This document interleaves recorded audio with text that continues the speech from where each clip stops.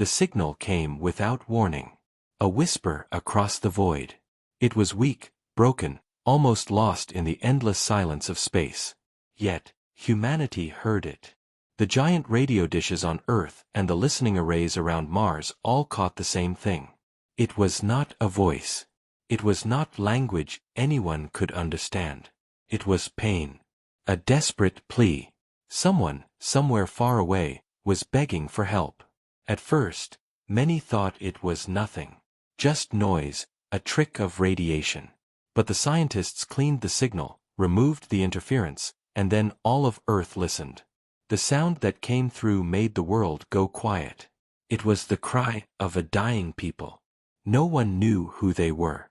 No one even knew if they were human or alien.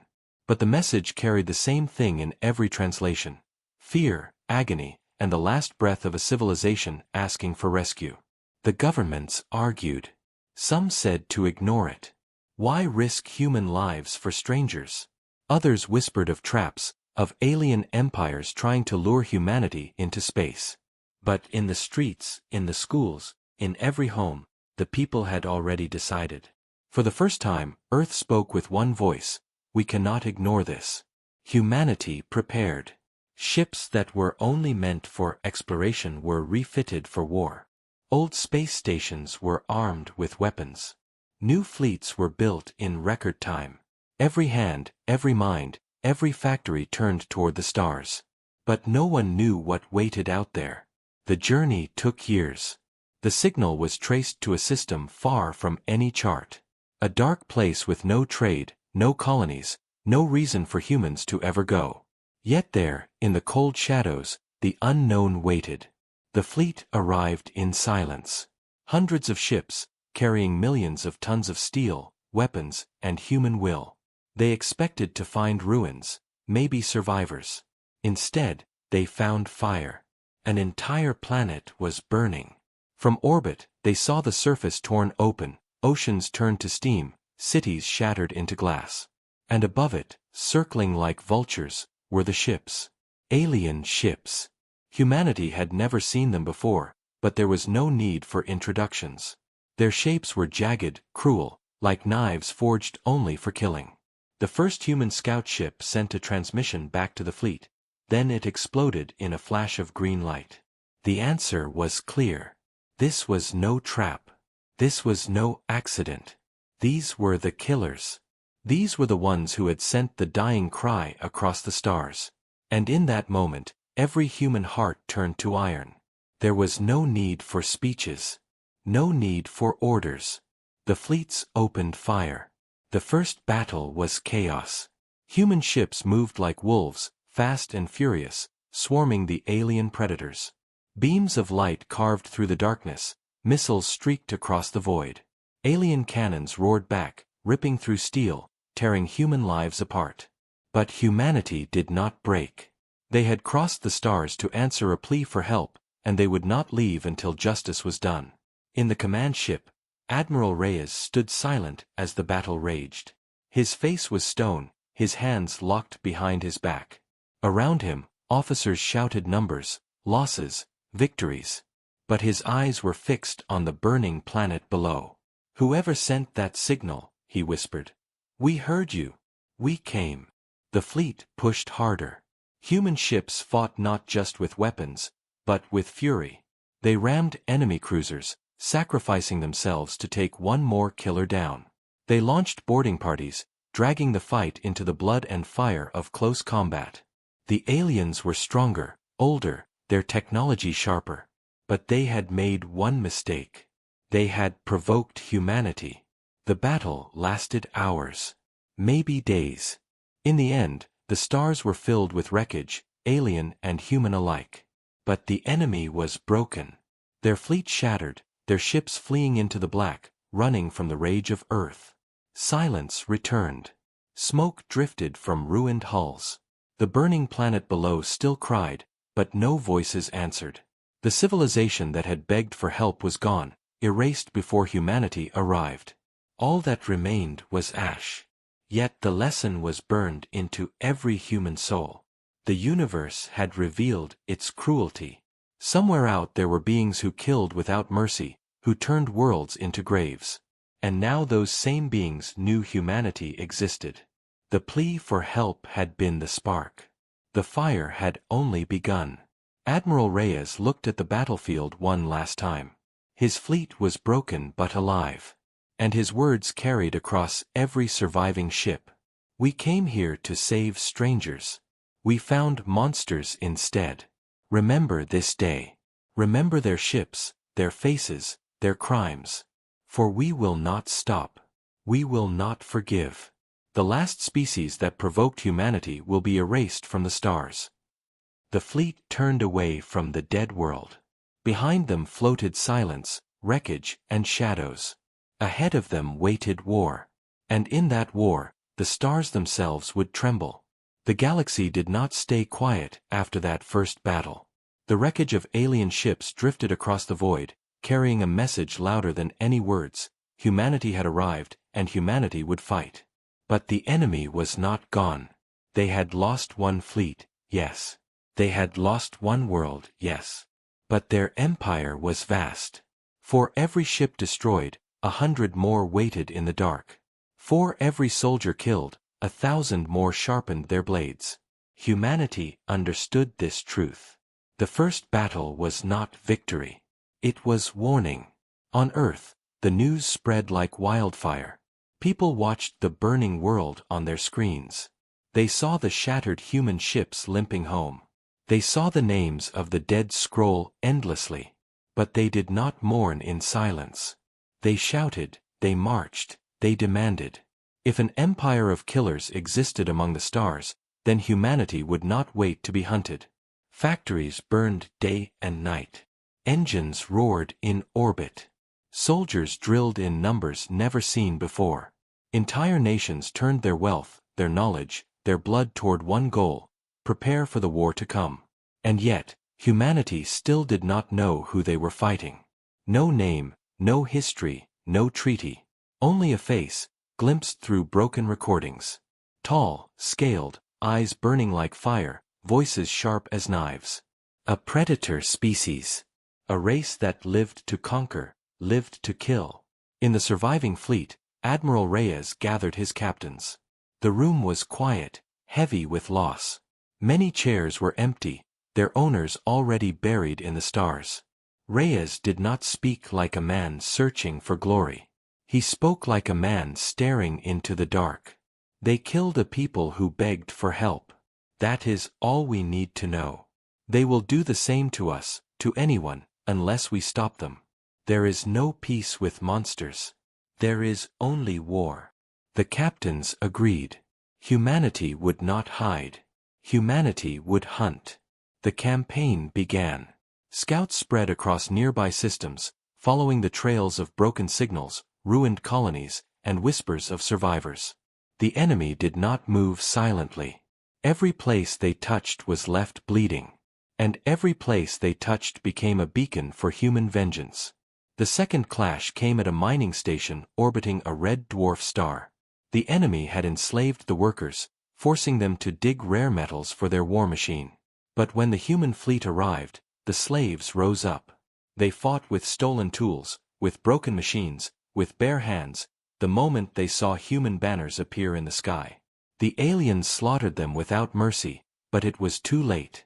The humans were already inside. The battle was brutal. Inside the narrow halls of the station, soldiers fought face to face. Gunfire cracked, blades flashed, air turned into fire as reactors exploded. But the humans did not break. They freed the slaves who survived, carried them to safety, and burned the enemy ships until only dust remained. The rescued spoke in fear. Their voices shook as they told of the empire that ruled them. They spoke the name at last, the Zorath. Predators of the spiral arm. A species that believed only the strong deserved to exist. For thousands of years they had erased civilizations, turning worlds into ash. To them, humanity was nothing but another prey.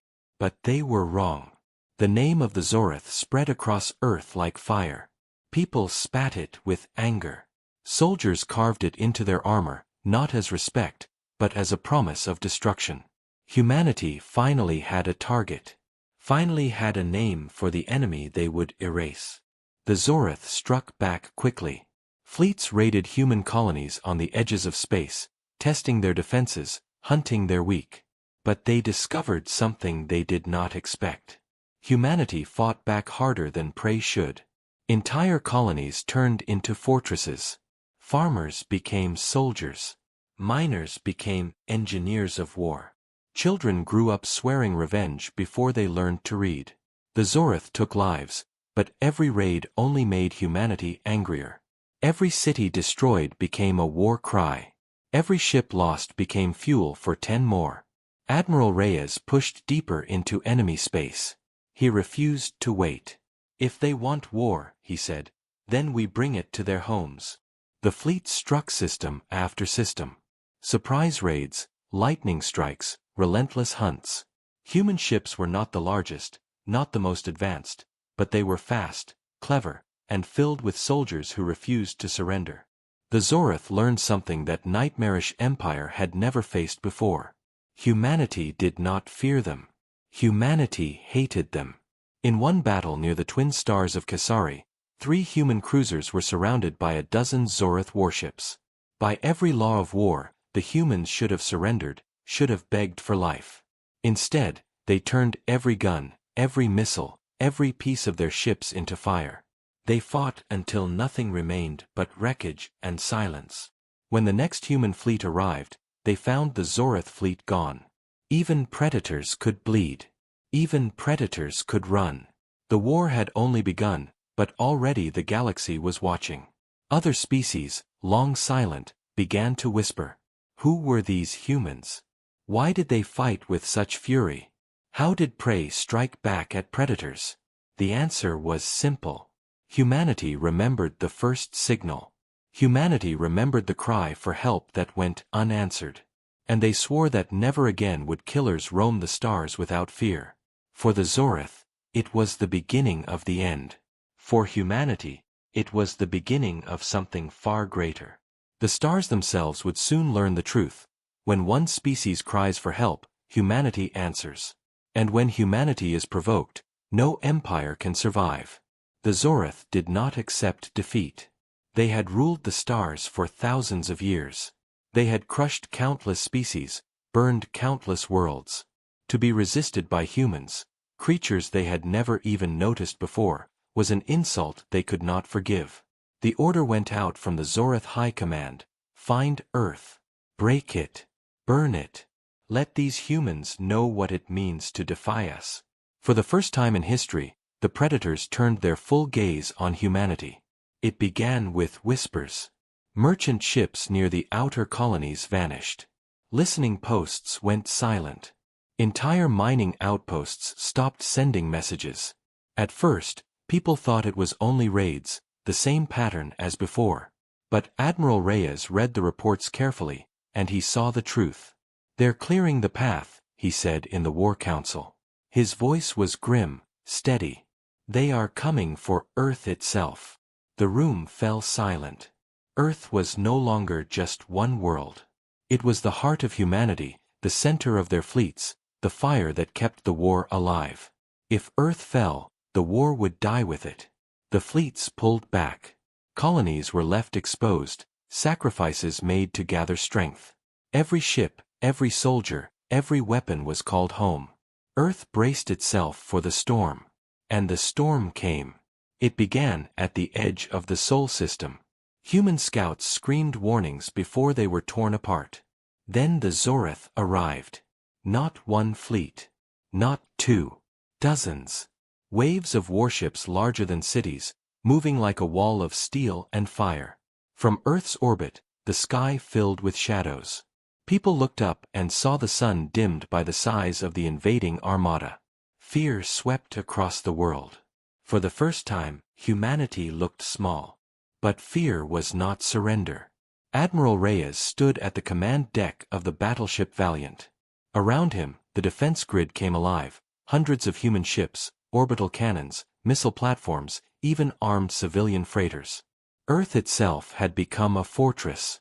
Today, Reyes said, his voice carrying across every channel, "We fight for more than survival. We fight for every cry that went unanswered. We fight for every world they burned. If we fall, humanity falls. So we do not fall." The battle began. The void between Earth and the Zoreth fleet lit up with fire. Missiles streaked, lasers cut the dark, ships exploded like dying stars. The first wave of Zoreth slammed into the human line, tearing through the outer defenses. Human ships shattered, but they bought time. Behind them, the main fleet moved into position. The second wave hit harder. Zoreth cruisers poured fire into the human shields, breaking them apart piece by piece. But humanity answered with fury. Kamikaze drones rammed into enemy hulls. Orbital platforms launched storms of nuclear warheads, burning ships in white fire. Civilian freighters, stripped and armed, threw themselves into the fight. Earth itself roared. Ground-based cannons on the moon fired rail slugs faster than sound, piercing through enemy battleships. From Mars, hidden fleets launched surprise strikes, appearing behind the Zoreth and tearing into their flanks. The predators had expected prey. Instead, they found a species that fought like fire itself. But the Zoreth were endless. For every ship destroyed, 2 more pressed forward. Their weapons cut deeper and deeper. Human fleets broke, reformed, broke again. The sky over Earth became a graveyard of wreckage and flame. On the surface, people watched the battle unfold.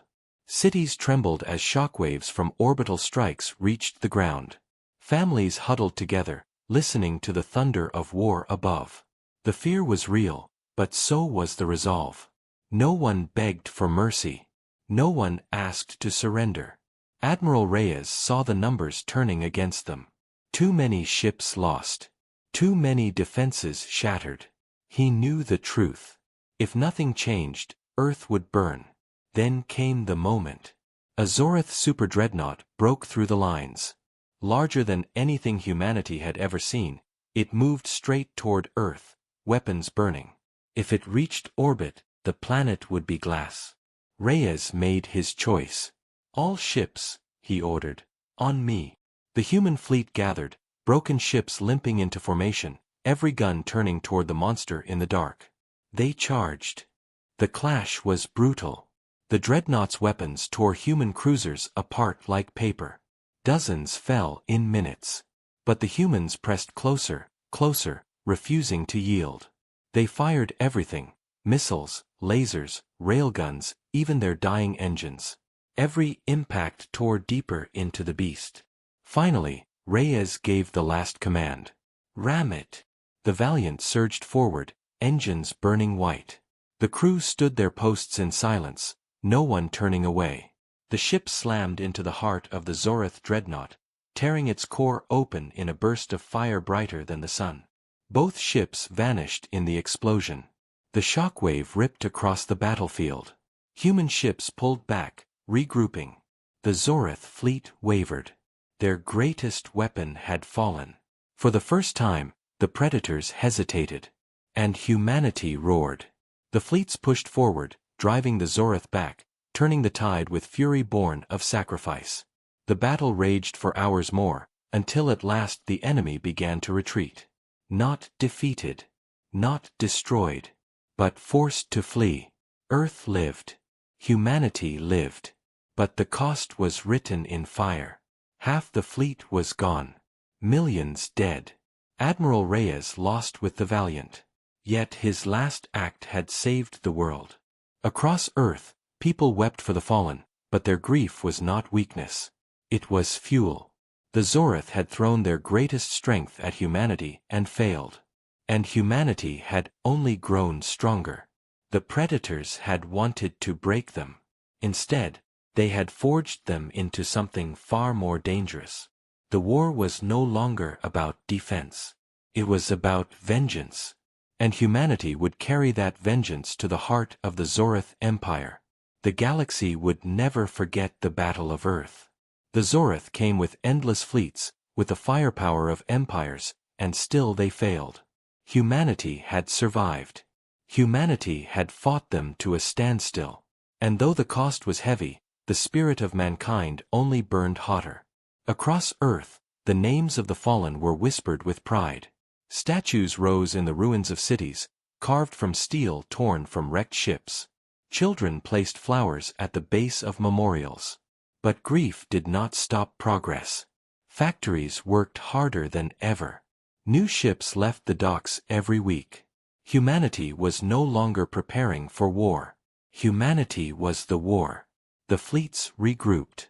Commanders argued over strategy. Some said to rebuild defenses and wait for the next Zorith assault. Others, younger and fiercer, demanded blood.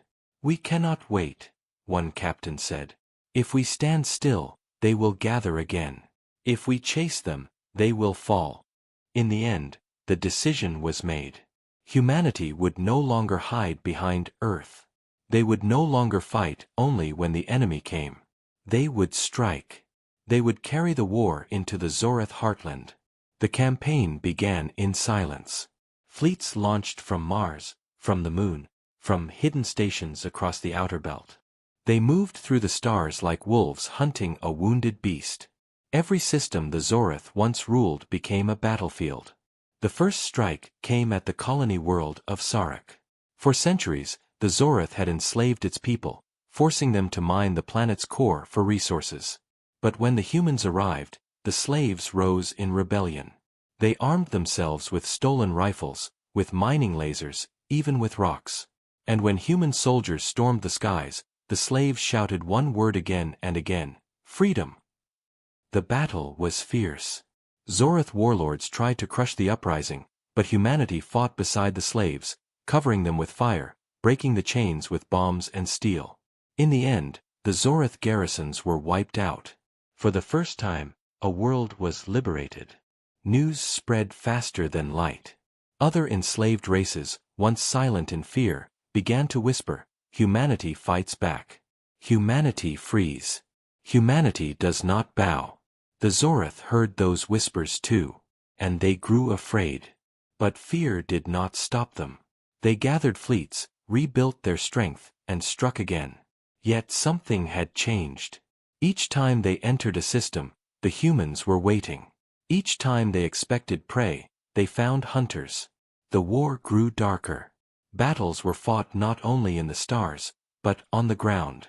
Human soldiers fought street by street in alien cities, their armor scorched, their weapons red-hot.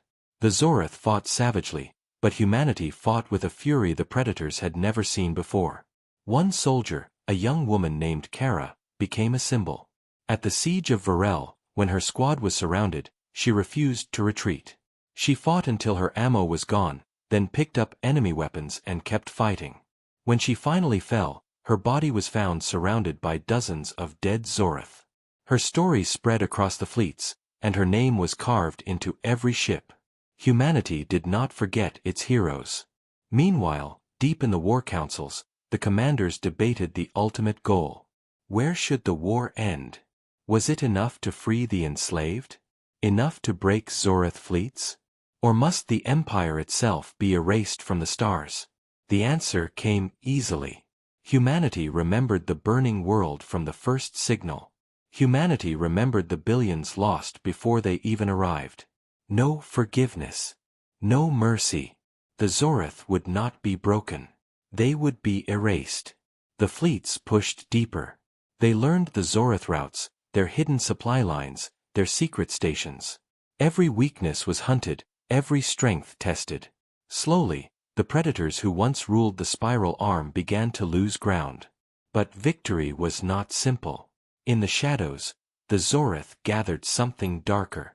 They had secrets older than their empire, weapons hidden for desperate times.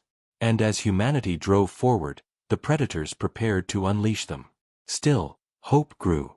On liberated worlds, banners of Earth flew beside alien flags. Survivors raised their voices not in fear, but in song. Children born into chains saw freedom for the first time. And everywhere, one truth was repeated: the humans came. The humans fight. The humans will not stop. The galaxy, long silenced by Zorith terror, began to stir. Other species watched from the dark, wondering if perhaps at last, the predators had found their end. Some sent quiet messages of support. Some offered weapons. Some only whispered prayers. But all eyes turned to humanity. For the first time, the galaxy believed the Zorith could fall. And in the heart of the human fleet, new leaders rose. Admiral Reyes was gone, but his spirit lived on. Commanders spoke his final words before every battle. The last species that provoked humanity will be erased from the stars. The war was far from over.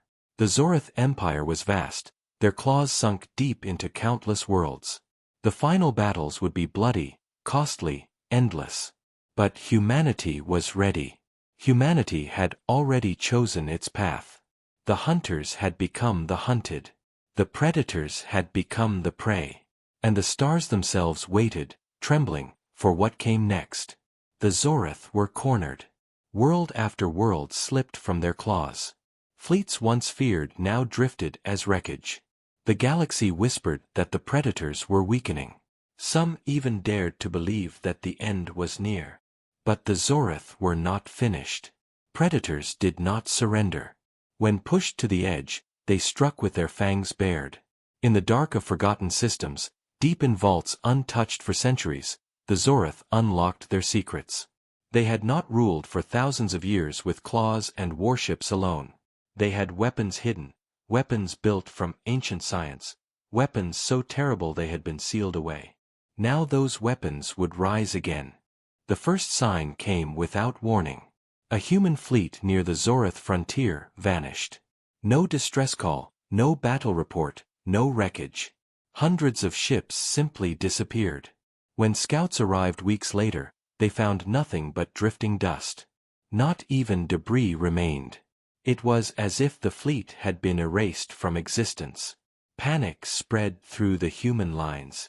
Admirals demanded answers, scientists searched for clues. Then the truth came. The Zorith had unleashed the Eclipse engines, planet-killing devices that tore matter itself apart. Not bombs, not lasers, but something worse. Something that swallowed light and left only silence.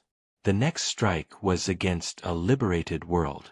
Survivors watched in horror as the sky itself burned black. The sun dimmed, the air screamed, and then the world cracked apart. Billions died in moments.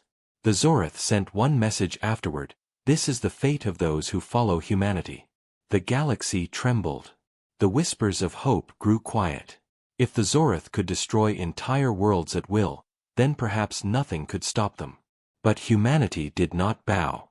On Earth, the people mourned the lost worlds, but their anger burned hotter than fear. In the War Council, voices shook with rage. "They think these weapons will break us," one commander said. "They are wrong. We will take their monsters, and we will kill them with their own tools." New plans were forged. Humanity would not wait for the Eclipse engines to strike again. They would hunt them down, wherever they were hidden, and destroy them. The mission fell to the fleet under Admiral Solara, a young but fierce leader who had risen in the shadow of Reyes. She carried his spirit in every order, but she was her own fire. "We are not prey," she told her soldiers. "We are the answer to their crimes. And we will show them that no weapon, no darkness, can erase humanity." The hunt began. Fleets spread across Zorith space, searching for the Eclipse engines. Each discovery cost lives. The weapons were guarded by fortresses, by fleets willing to burn themselves to ash rather than surrender them. But humanity pushed through, battle after battle, bleeding but unbroken. One by one, the engines fell. Some were destroyed in firestorms of nuclear missiles. Others were captured and turned against the Zorith themselves. For the first time, the predators felt the terror of their own creation. But the Zorith had one final card to play. From the heart of their empire came a weapon greater than any before. Not a ship. Not a bomb. A living fortress, forged from technology and biology, a creature the size of a moon. Its skin was armored with metal, its blood burned like plasma, its heart was an engine that devoured stars. The humans named it the Devourer. When it moved, whole systems vanished. Stars flickered out, planets crumbled, Space itself bent around its massive frame. It was more than a weapon. It was despair given shape. Admiral Solara watched its shadow on her displays, her jaw hard, her eyes burning. "This is what they think will end us," she said. "Then we will prove them wrong." The fleets prepared. The battle to come would not be easy, perhaps not even winnable. But humanity had learned one truth in the fire of war: even monsters could fall, if someone was willing to pay the price. And humanity was always willing. Across the stars, soldiers sharpened their blades, engineers built new weapons, children whispered the names of heroes. The Zorith had unleashed their darkest weapons. But the humans were ready to answer with their brightest fury. The war was entering its final stage. The galaxy held its breath. For if humanity could defeat the Devourer, then nothing in the universe would ever stand against them again. And if they failed, the stars themselves would die. The Devourer moved like a shadow across the galaxy. Where it passed, stars dimmed. Where it fed, planets broke apart. Its body was so vast that even fleets looked like insects around it. To the Zorith, it was their final weapon, their ultimate beast. To humanity, it was death itself. But humanity did not turn away. Admiral Solara gathered the fleets at the edge of the Kavari's rift, where the Devourer was moving next.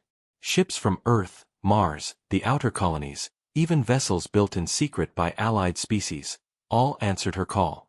It was the largest armada humanity had ever launched.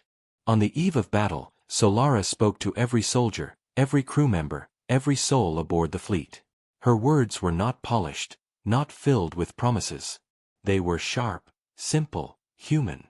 The Zorith think this creature is the end. But we are not afraid of ends. We are humanity. We bury monsters. We burn empires. And tomorrow, we erase the Devourer. The battle began as the creature emerged from the rift. Its size was beyond comprehension. Its armored hide reflected light like a black sun. Its voice was not sound, but a vibration that shook every hull, every heart. The human fleets opened fire. Missiles streaked like rain. Lasers cut across its skin. Rail slugs slammed into its bones. Explosions rolled across its vast form, lighting up the void. For a moment, it seemed possible. For a moment, it seemed the monster could bleed. Then it answered. The Devourer's heart pulsed with light. A wave of energy swept outward, crushing ships like paper. Entire squadrons vanished in silence, their metal hulls melted to dust. Human fleets scattered, reforming, striking again and again. But every hit was answered with death. Still, humanity did not retreat. Special teams launched from stealth carriers, diving toward the creature's body. They landed on its armored hide, cutting through plates of living metal, fighting Zorith guardians who clung to its skin. Battles raged not only in space, but on the beast itself. Soldiers crawled through its veins, planting charges, turning its own body into a battlefield. Kara's name was on their lips. The fallen heroes of Earth were in their hearts. They fought with knives when guns failed, with fists when knives broke. And still, they pressed deeper, toward the burning core. Admiral Solara knew the truth. The fleets alone could not kill it. The Devourer's heart had to be destroyed from within. So she gave the order no one wanted to hear. Sacrifice teams. You know your mission. Go. Dozens of crews volunteered. Pilots guided bombers straight into the monster's open wounds, detonating themselves to tear deeper holes. Engineers overloaded reactors on crippled ships, steering them into the creature's chest before they exploded. Every death opened the path wider, every sacrifice bringing them closer to victory. At last, a single strike team reached the heart. They stood before the massive engine, a sphere of burning light, pulsing like a star. It was alive, and it was hungry. The soldiers planted their charges, but the Zorith guardians came in endless waves. Blades clashed, blood spilled, screams echoed through the monster's veins.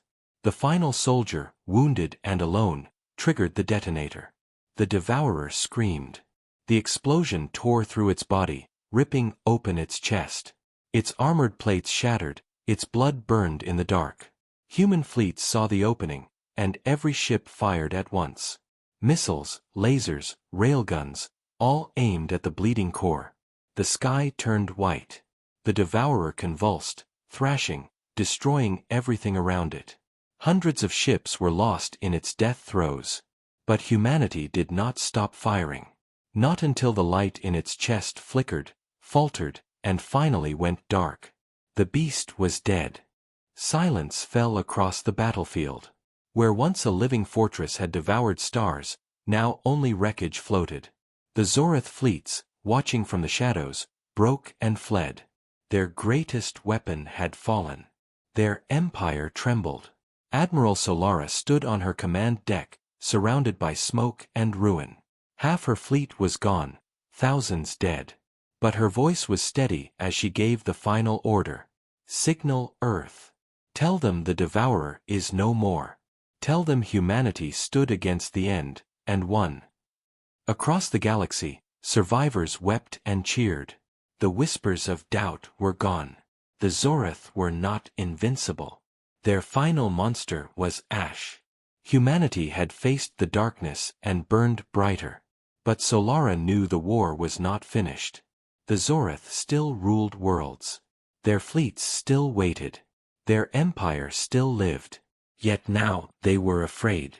And when predators feel fear, they make mistakes.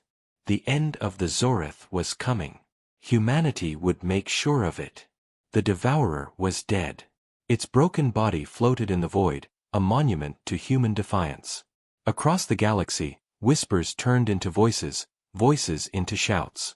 The Zorith were no longer feared. The predators who had ruled for millennia had been wounded, humbled, and hunted. But humanity was not finished. Admiral Solara stood before the War Council. Around her were leaders from Earth, from Mars, from the freed colonies, even from alien worlds that had once bowed to the Zorith. The air was heavy with silence. Everyone knew what came next. They still breathe, Solara said. Her voice was sharp, cold. They still rule. As long as the Zorith Empire exists, no world is safe. We do not stop here. We take the war to their heart. We end them. No one argued. The decision was made. 4 months, fleets gathered. Weapons were forged in numbers that bent belief. Docks built ships larger than cities.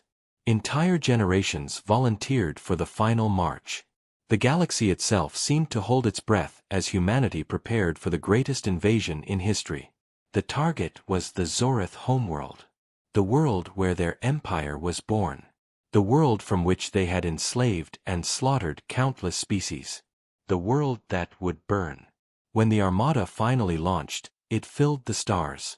Hundreds of thousands of ships, human and alien alike, united under one banner. For the first time, the galaxy fought not for survival, not for fear, but for vengeance and freedom. The Zorith were ready. Their fleets circled their home like a wall of steel. Their orbital cannons glowed with endless fire. Their armies filled every city, every fortress. They had ruled too long to bow. If humanity wanted their end, they would have to tear it from their claws. And humanity did. The battle was chaos. Entire fleets crashed against each other, explosions blooming like suns. The void burned with missiles and plasma, with the screams of dying ships. Human and alien soldiers stormed the surface, fighting through streets carved from stone older than Earth itself. The Zorith defended every inch with fury, but humanity answered with something greater, unyielding will.